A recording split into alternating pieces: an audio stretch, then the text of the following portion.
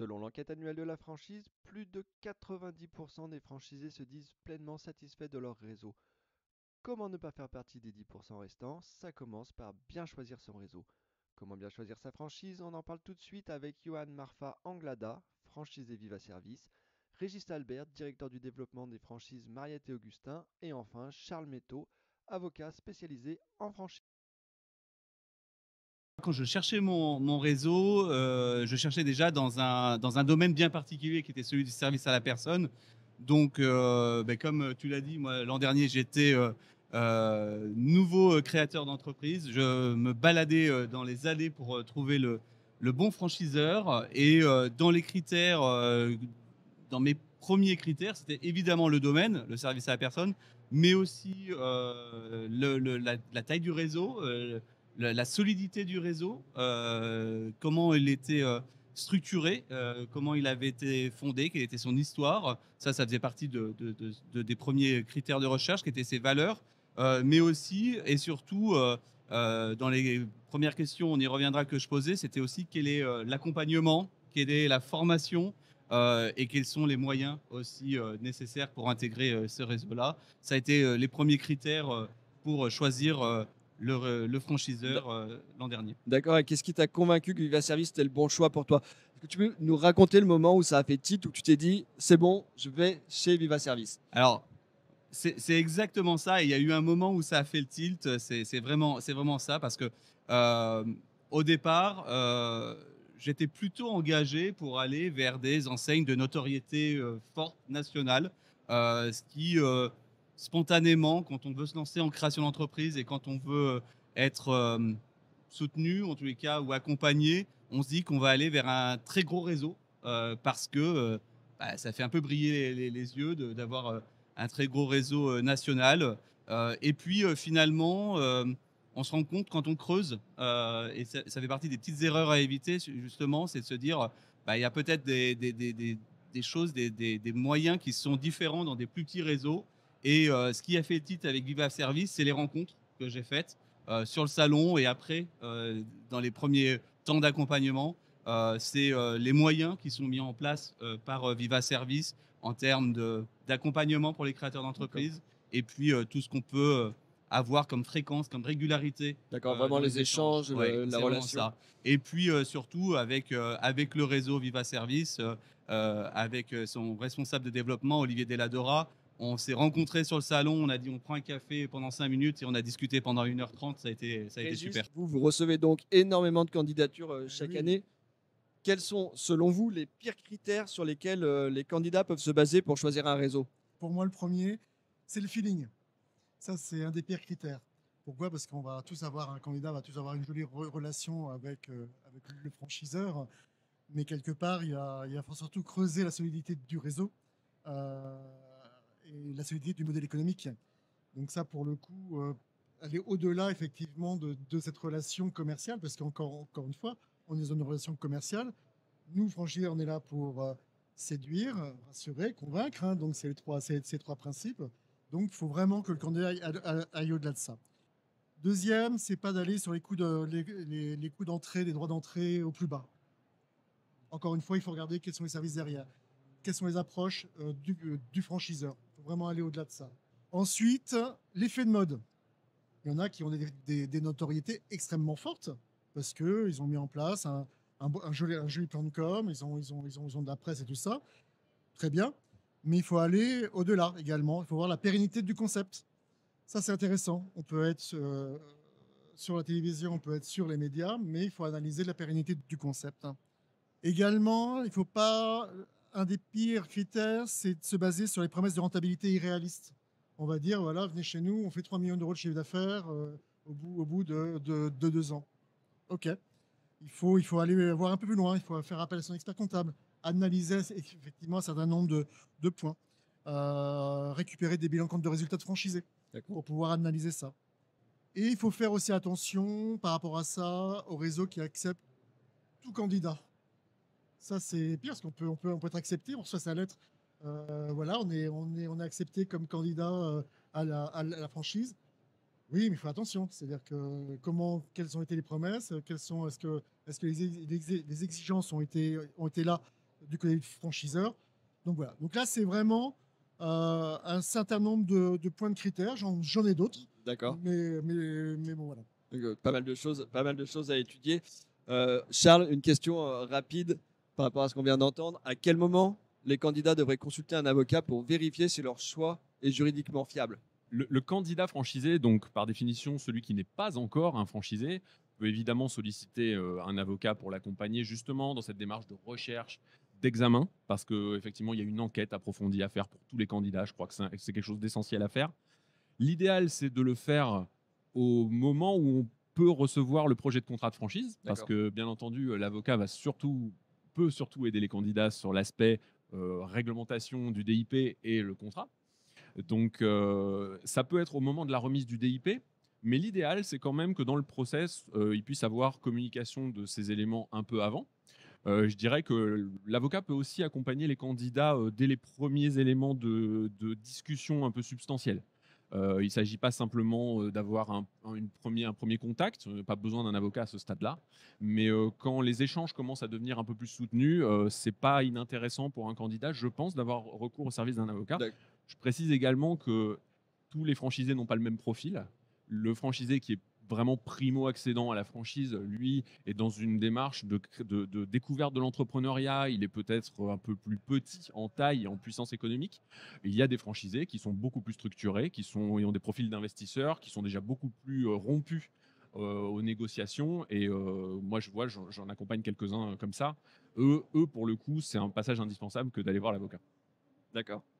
Et quel est le risque concret d'un choix mal sécurisé juridiquement?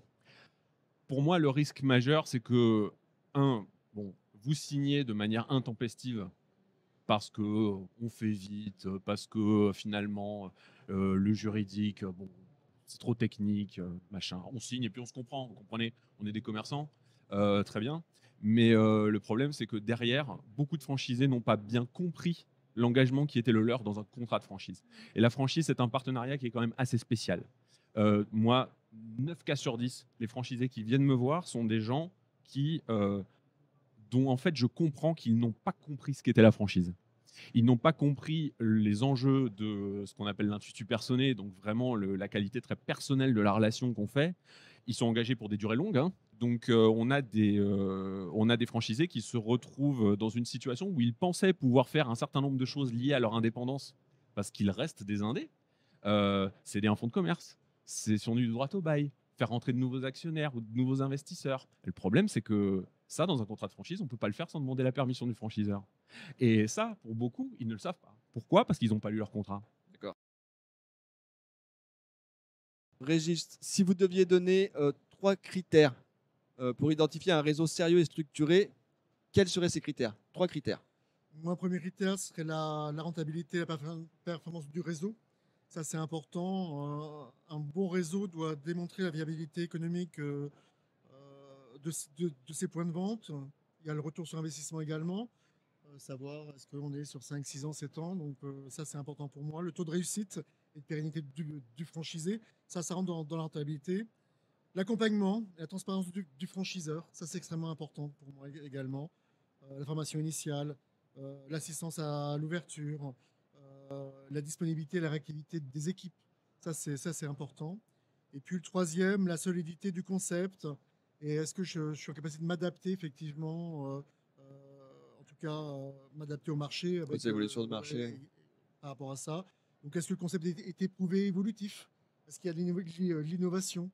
Voilà, ça c'est les 3 critères, je dirais les plus importants pour moi à faire attention pour un candidat à la franchise. Régis, vous, en tant que franchiseur, qu'attendez-vous d'un bon candidat à la franchise? Moi, j'attends d'un bon candidat à la franchise déjà d'avoir de l'engagement personnel par rapport au réseau, par rapport à son approche. Ça, c'est extrêmement important pour moi parce qu'il va falloir qu'il soit quelqu'un de terrain. Il va être notre ambassadeur. Donc, ça veut dire que l'engagement personnel est extrêmement important pour moi. Donc, ça, c'est vraiment un de mes premiers critères. Et l'adhésion au concept, hyper important. On vient en franchise. Quand on vient en franchise, c'est qu'il y a un concept. C'est-à-dire qu'on est intéressé, que nos valeurs correspondent effectivement au concept vers lequel je vais. Donc, ça veut dire que je suis là pour respecter le concept. Bien sûr qu'un concept peut évoluer, on peut amener de l'innovation, on en discute. Mm. Mais effectivement, ça, c'est le deuxième critère qui est extrêmement important pour moi. Donc, l'engagement et l'adhésion au concept. Et après, c'est la situation financière solide et un projet réaliste. Ça va ensemble aussi. Ça veut dire que il faut se donner les moyens. Ça veut dire que ça se passe financière. Qu'est-ce que j'ai J'ai 50, 100, 150, 200 000 euros.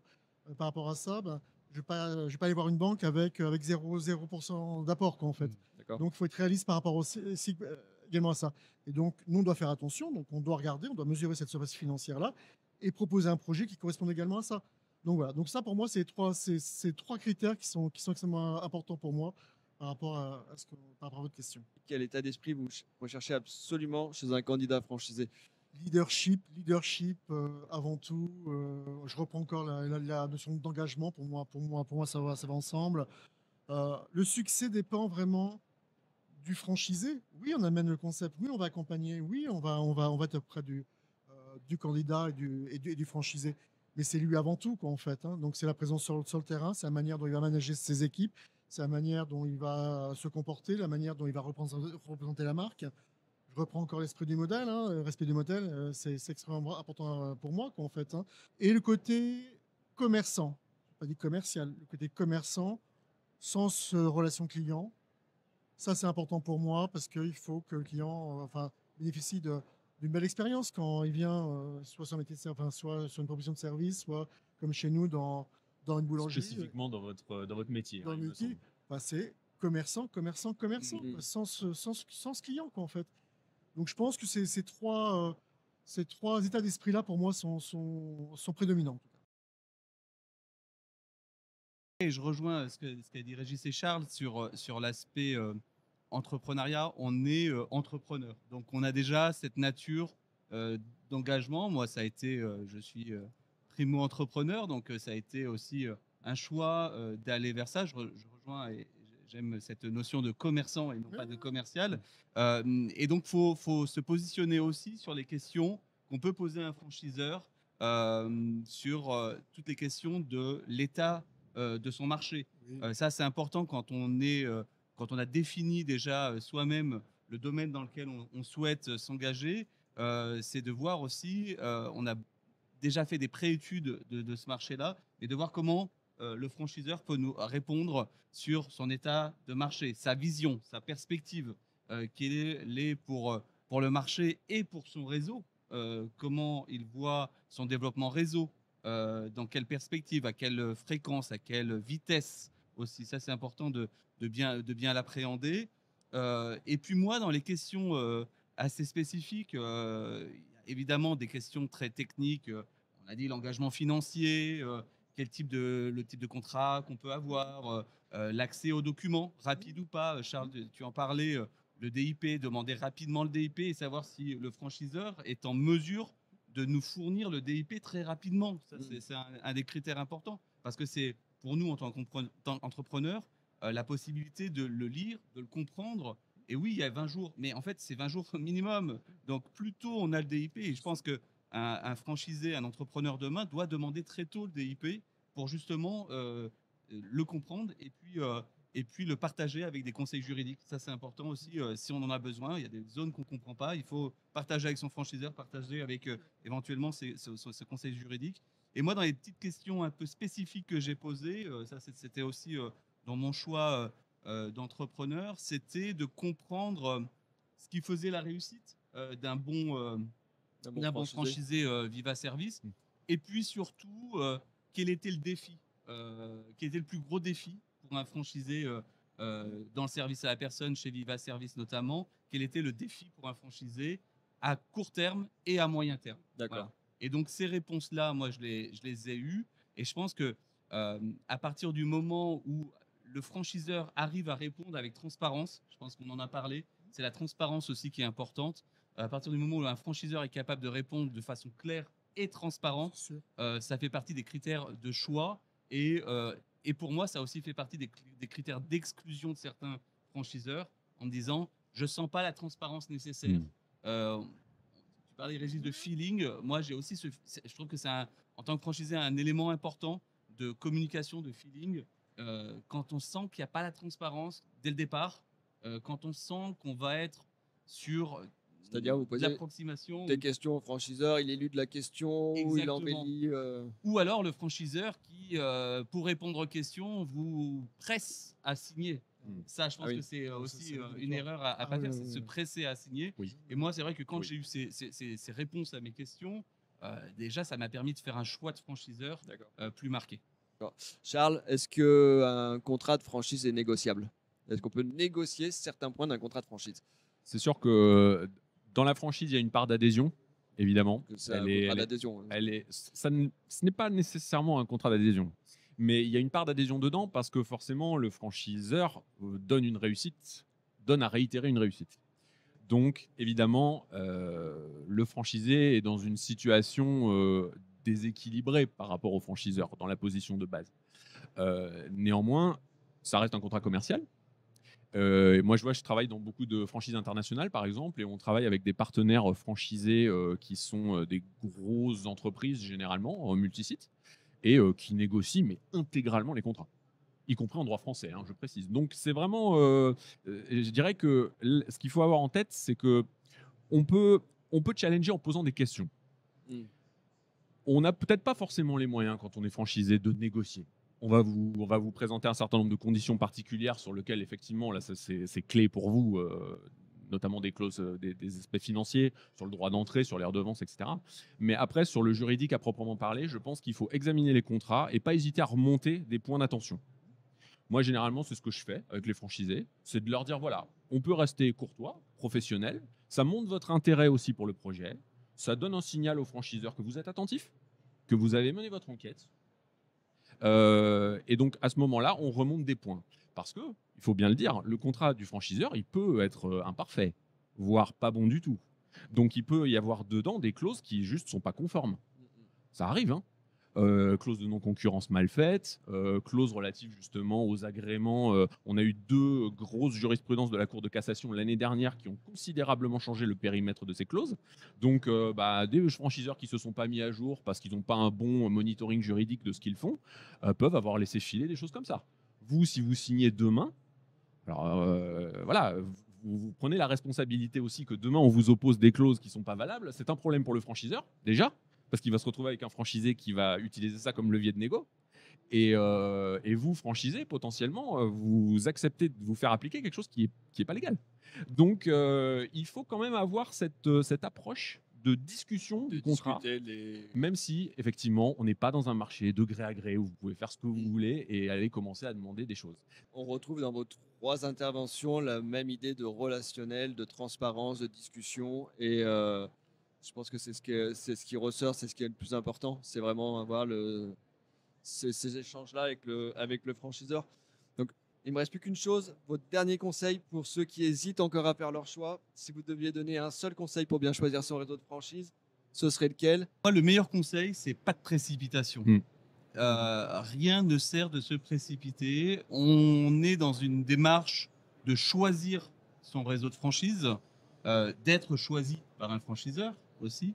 Mais mon premier conseil, c'est pas de précipitation, prendre les renseignements, prendre le temps d'étudier les choses. Je pense qu'il faut aller dans un temps qu'on se fixe soi-même pour devenir entrepreneur et créateur de son entreprise.